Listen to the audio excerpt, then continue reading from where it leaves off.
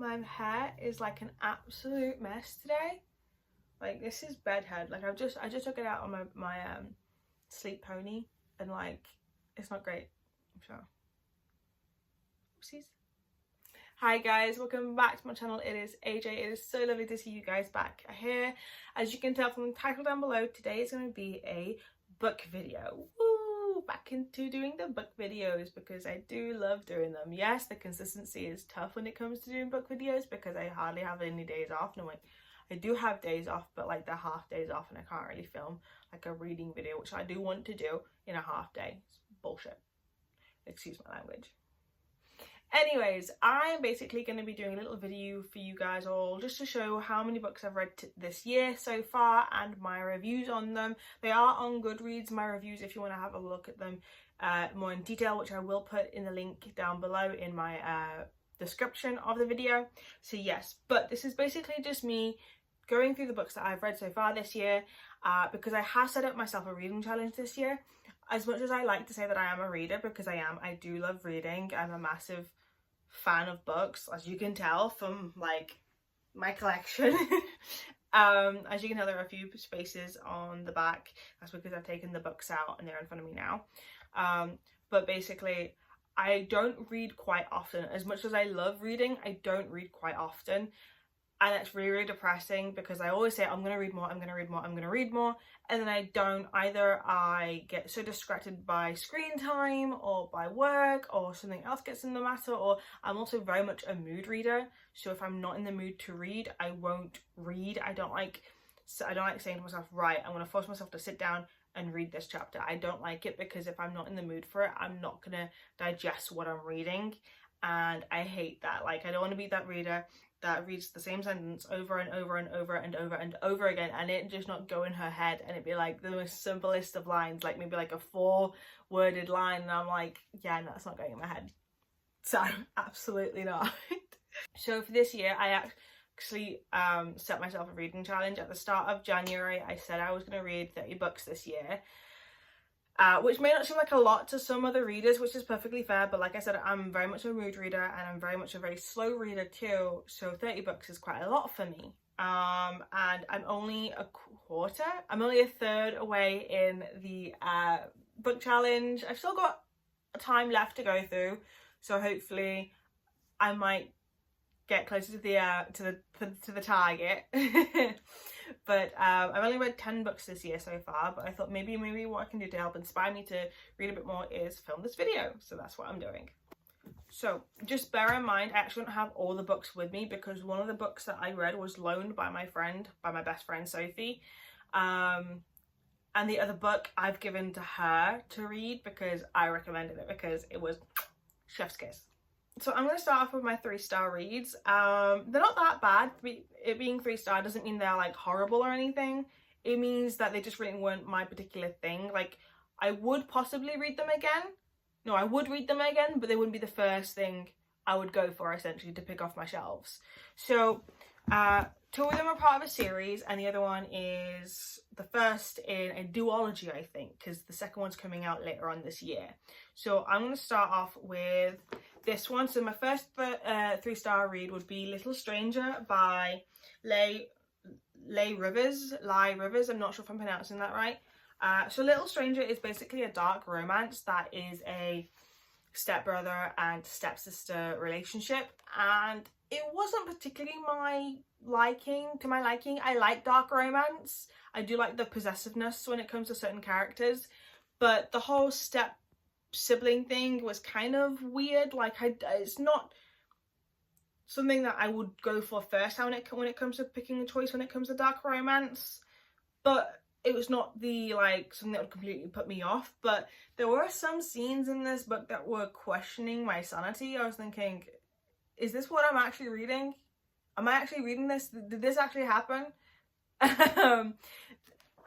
I mean, there was a little bit complexity to the main male character, Malachi, and I think if we had more of his perspective, we could have delved into it a little bit better. I would have preferred to see more of Malachi's perspective than the main female characters. I can't even remember her name. Olivia, I think it was. Yeah, Olivia. And Olivia, for my personal taste, wasn't my favourite female main character in a romance book or even in a dark romance book. She's just very repetitive, and I would say that's the one thing I can't stand when it comes to characters. Too much repetitiveness. I get if it's like trying to like double down on like a message or some significance on something or whatever, but repetitiveness when it comes to just really annoying traits is just something that I cannot stand. And I did not like Olivia as the main reader's perspective. So for me, it's a 3 stars. I would have liked it a little bit more if it was from Malachi's perspective for most of the book, because I believe, like, if I'm right,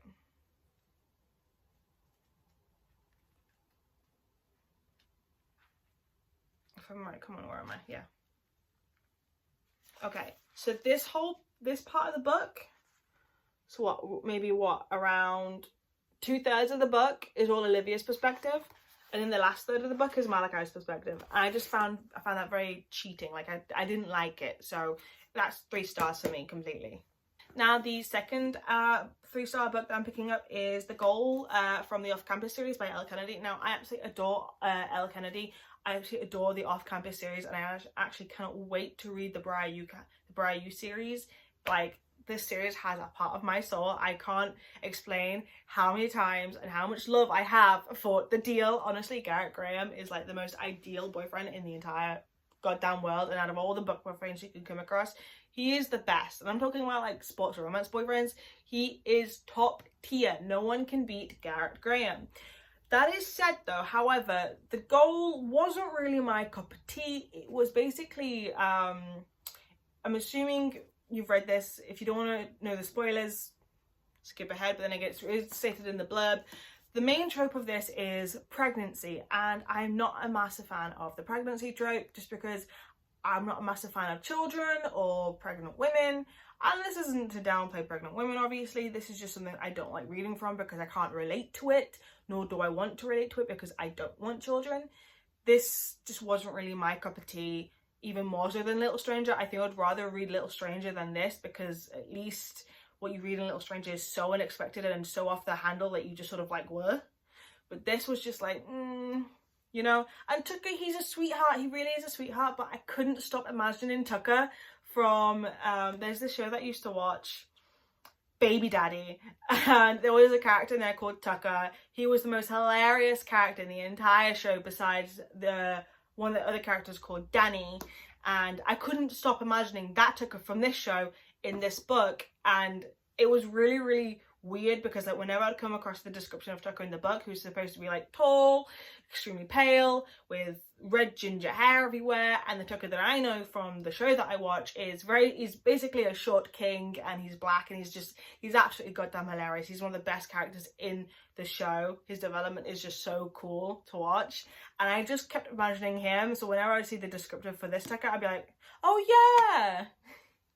So I think that also put like a nail in the coffin for me, because like I kept picturing someone else, and that just did not help in its like argument of me actually enjoying the book. So this one is gonna have to be a 3-star. Not only that, but because I found this story kind of lacking compared to the other stories within the Briar U Campus series. I felt this was actually kind of rushed, because obviously you see Tucker at the end of the previous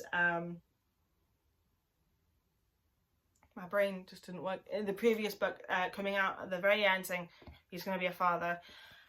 And so you have to sort of like the first half of this book is very much speed railed, and I just didn't enjoy it. I felt rushed. I didn't like it. So 3 stars for me compared to the other books within the Briar U Campus. The Off Campus series. So yeah, that's a 3-star for me.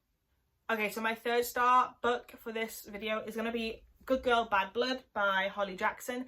I have been meaning to read this entire trilogy for the past year now, because I've seen it obsessively on TikTok, and the aesthetic was just like, yes, I need to read this. But then when I heard that A Good Girls Get to Murder was going to be adapted into a TV show, I thought, okay, this is going to incentivize, I can't talk. This is going to incentivize me to watch the show. I think I said that right. To watch the show, to read the books. To read the books. Now, I read the first book. I'm going to give my breakdown for that later.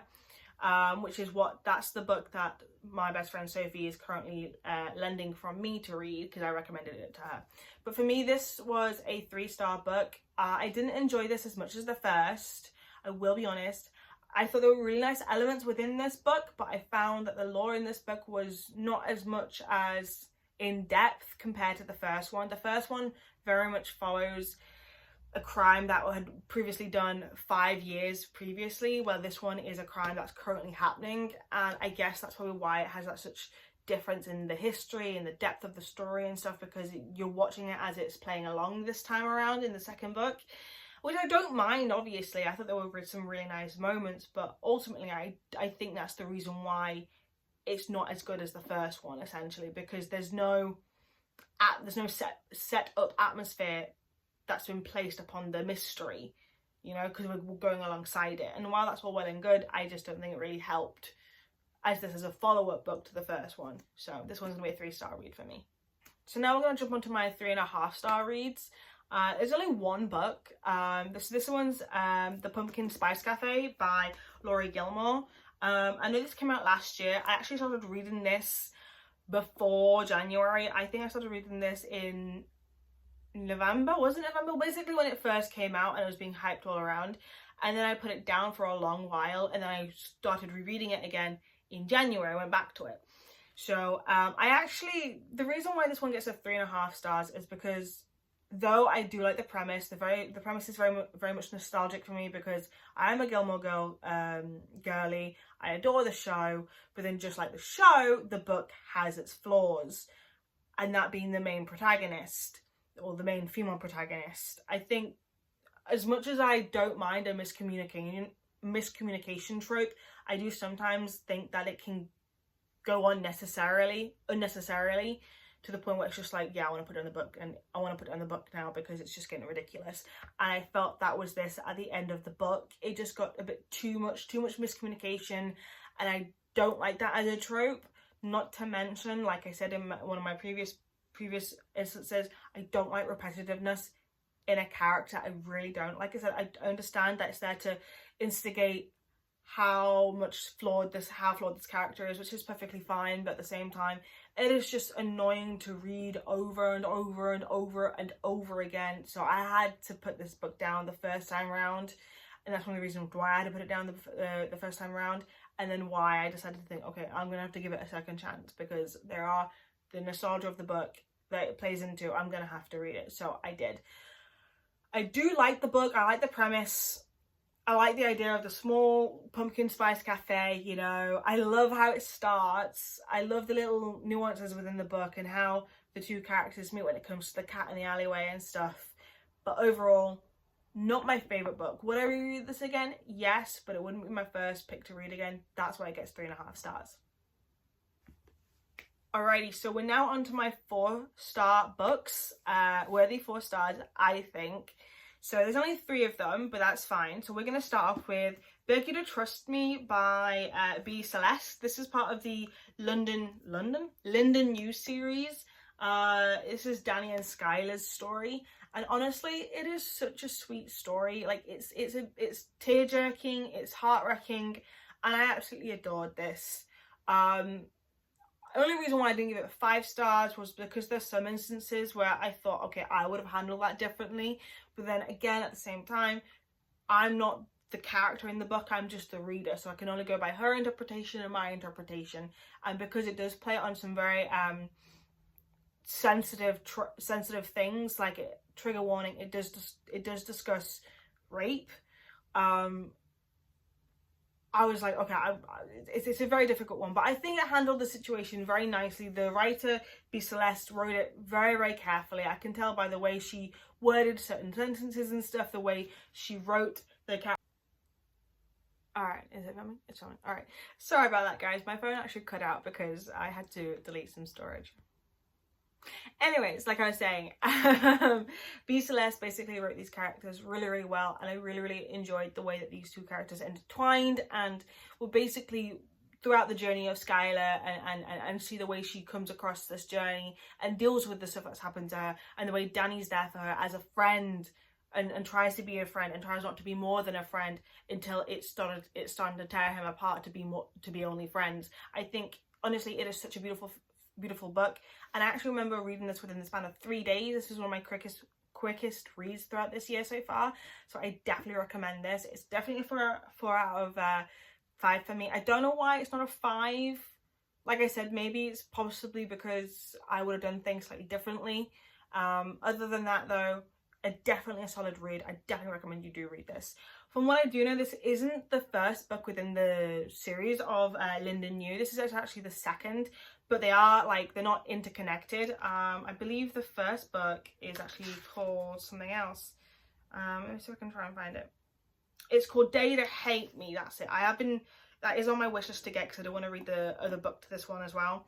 This one is the second book, but I managed to find this first in Waterstones and didn't realise this was the second book. So I am planning on reading the first book in the duology. So yeah.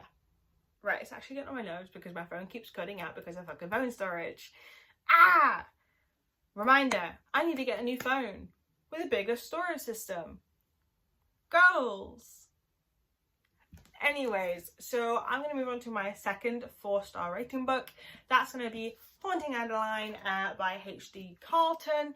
Now, this one was a bit of a back and forth for me, so I did actually start this in around September, October time, because that's when I originally bought it, and then I didn't really find myself vibing with the book very much because I didn't really like the way that the main protagonist really thought. I'm very much a logical person, so when you are put in a situation where there's one clear-cut logical decision that you need to make and the character doesn't do it, I'm like, bruh, what is the point? So, and when that character continuously does it, I'm like, yeah, no, I'm not vibing with it. But around, I think, January, February time, I decided to pick it back up and just go, you know what, I have to read it. I do have to read it. And I did. And you know what? I was kind of surprised how much I actually enjoyed it. I didn't think I would enjoy it because of the first time I read through, like the first third of it, basically I read through, and I wasn't vibing with it. But then to reread it again and then think, actually, you know what, I did actually quite enjoy this. There are moments within the book where I have to really put all of reason out of my head to try and enjoy it. Did I prefer this to Little Stranger? Yes, I did. I think Zaid is much more of a complex character than Malachi. Do I agree with what Zaid does? No, I think he's very, very goddamn hypocritical, and I don't like hypocritical characters. That's why it's not going to be a 5-star for me. One, the female main character, Addie, is too repetitive in her illogical decision making, and Zaid is too hypocritical for my liking. Other than that, I definitely think it is a good read just to get some sheer entertainment and to have some shock value.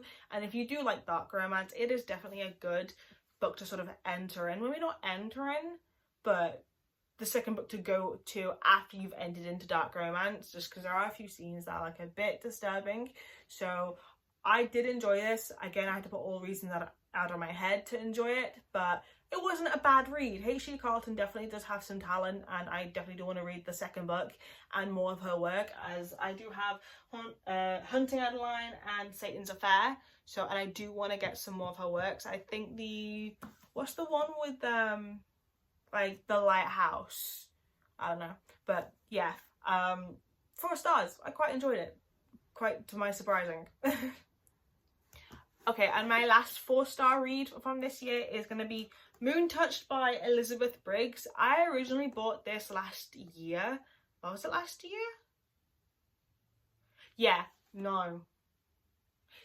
Last year when I was still at uni in Cardiff doing my MA. And I never really read it until a few months ago. Honestly, I really loved it. I ate it up. I read this within 2.5 days. Like, if I hadn't have been working at the time, I would have plowed through this through one day. It was really, really compelling. I do love a good sort of shapeshifter, paranormal sort of story. You know, the whole idea, because like this is werewolves. It very much brings me back to when I was a teenager and I was obsessed with werewolves and vampires. Very much paranormal YA, but it's adult version of it all. The main character, the female main character, I've actually forgotten her name. What's her first name? Let me see if I can remember her first name. No. I'm trying to find her first name. I've forgotten her first name. Oh, Alia. Alia? Alia. A-Y-L-A. Alia. I think that's how you pronounce it. Alia. But basically, the main character is very much repetitive in the type of ideology that she has, and that can get annoying. It's why it's not 5 stars for me. But the book is really compelling just because of the way it's written. It's very much an easy read. It's a quick read. And the story is very interesting. You know, it is very much stereotypical werewolf smut, if you want to put it out there. But it's enjoyable to say the least. And I'm very much a simple girl. If something is easy to read and has got an easy to follow plot line and is not too overtly complex and has got similar traits to old stuff that I used to watch as a kid, I'm going to enjoy it, and I thoroughly enjoy it. And I think there's 4 more books in this series that I need to get to read, but I'm actually really excited to read it. What is the actual... So the series is actually called The Zodiac Wolves, The Lost Pack, and this is book 1.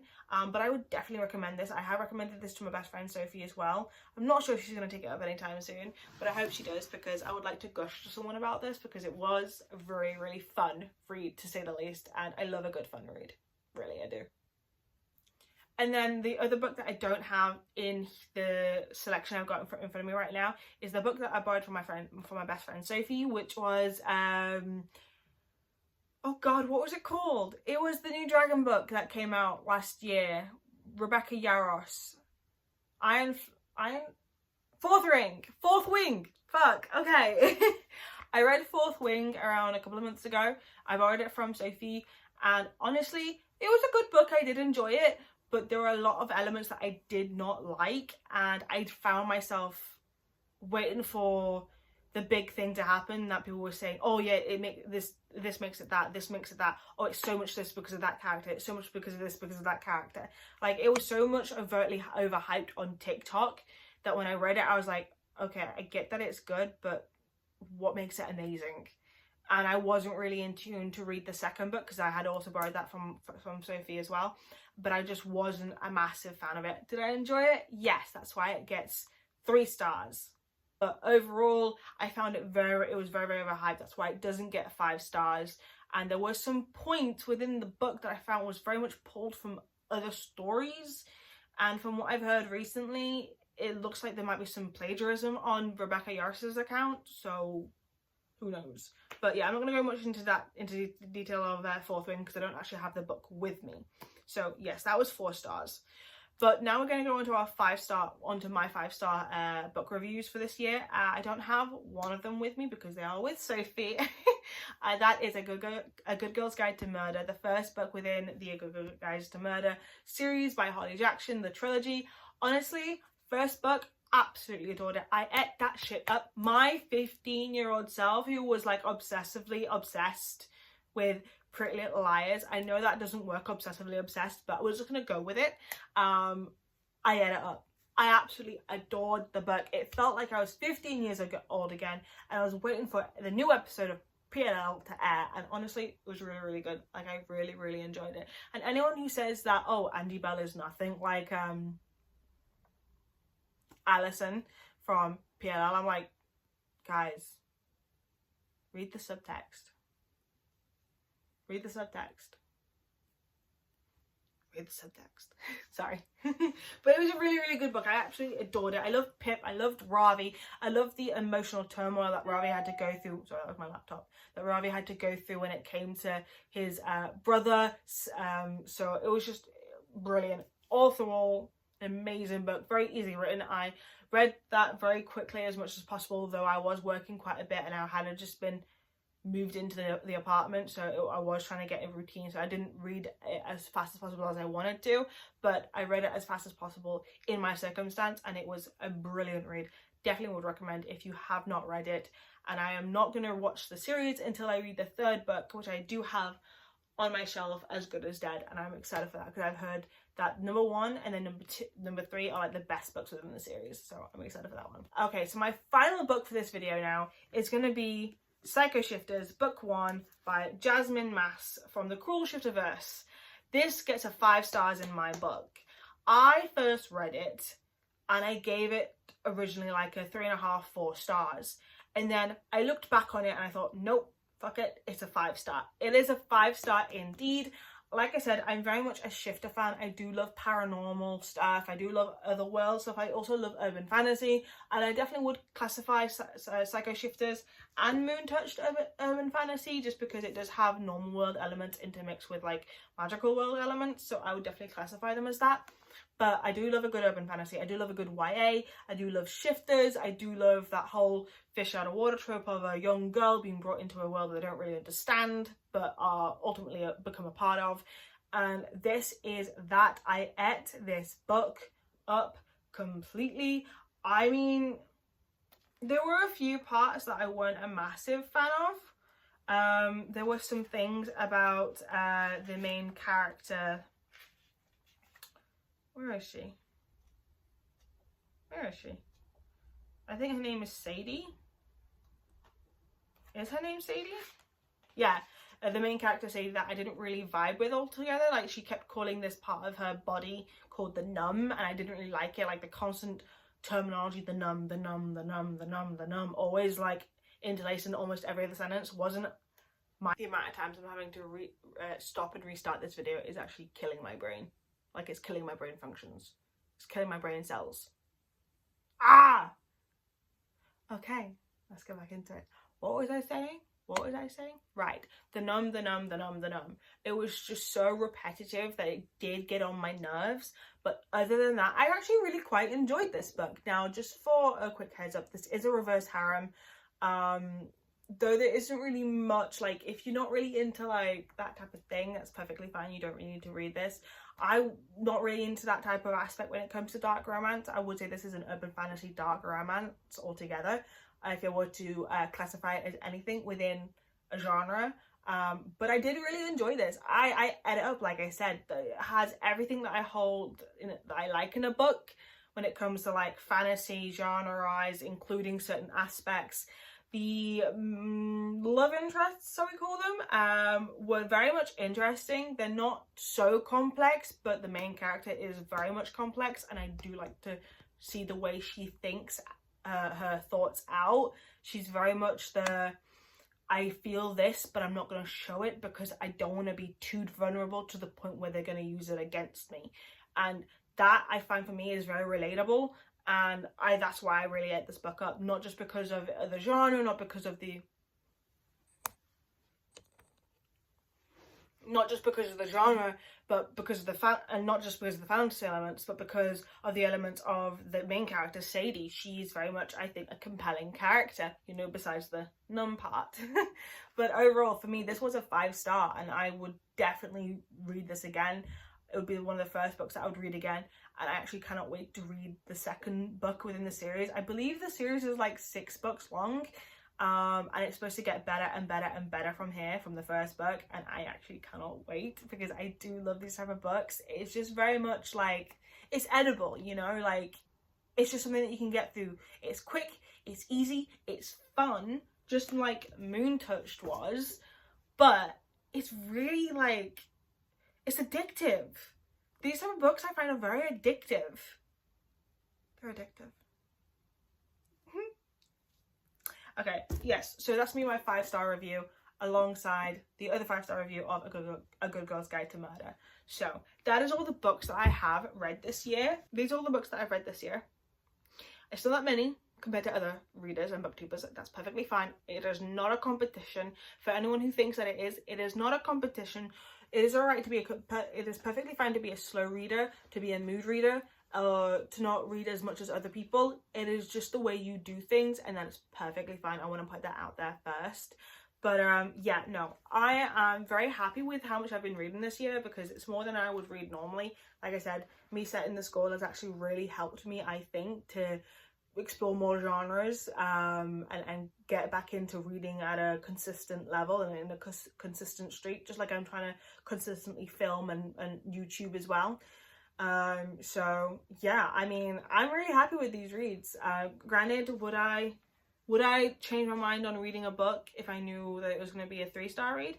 Maybe. It really depends. I would definitely rethink some of these, but at the same time, they've all been fun to read nonetheless, even if they were a 3-star review, even though they wouldn't be like my first thing to pick back up to reread. There, I definitely did have fun with almost every single one of them, and I think that's the most important take that you can get from when it comes to reading a book. As long as you have fun with it, that's what really matters, you know? So yeah, and I'm really excited to see what Sophie thinks of A Good Girl's Guide to Murder. I'm really excited to see. So, because like she read the synopsis, she read the blurb, and she's like, ooh, I'm like, yeah girl, you need to read it. I need to gush with someone. Please gush. So yeah. So that's gonna be it for this video. I do want to apologize for the constant stop and starting and like the constant probably like I'm probably gonna be editing this and like a lot of things are gonna be moving in the background because I've had to constantly reset up the camera because the camera's my phone, because the phone has really poor storage, and I apologize for that. So apologies to everyone who is watching this, but nonetheless, I hope you have enjoyed the video. Please comment down your favorite reads of the year so far and how many books you read, if you're a mood reader, or if you're not, if you have a certain way of reading. I want to see how everyone else reads differently, essentially, because we're all very different when it comes to cycling of looking at books and reading books and stuff. So I'm very, very intrigued and interested to see what you guys have and what's your perspective and stuff. So please comment down below your favorite books of the year, how many books you've read. If you think 30 books to read, 30 books, I can't talk, to read 30 books this year is an amicable target for someone who doesn't read as much as me. If you want, you can blast me in the comments. I won't stop you. I will not stop you. But nonetheless, I hope you guys have enjoyed the video. Please don't forget to like the video, and if you're new, subscribe. Like I said in my previous video, I am trying to upload consistently. We'll see how it goes, but yeah, thank you guys for watching the video, and I'll see you guys soon. Bye guys.